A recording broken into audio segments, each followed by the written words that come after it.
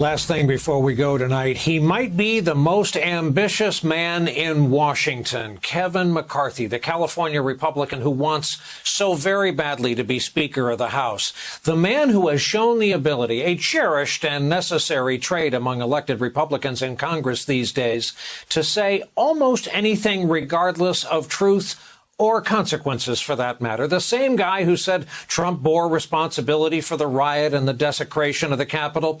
No problem. He in his bright blue suit, brown shoes, were down at Mar-a-Lago faster than you could say insurrection.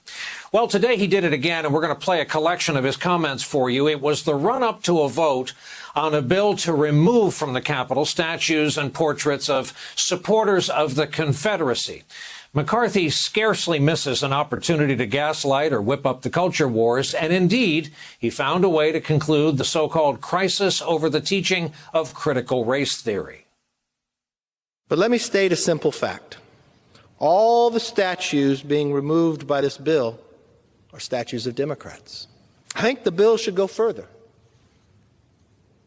Maybe it's time the Democrats change the name of their party.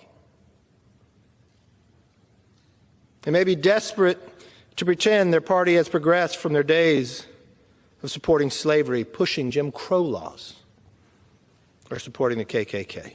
Today, the Democratic Party had doubled down on what I consider this shameful history by replacing the racism of the past with the racism of the critical race theory. America is not a racist country. America must reject critical race theory for the simple reason state-sponsored racism is wrong and always will be. It was wrong when it was segregated lunch counters of Jim Crow, and it was wrong when it was segregated classrooms of critical race theory. For the record, guy behind him fell asleep a little bit. By the way, McCarthy voted for the bill.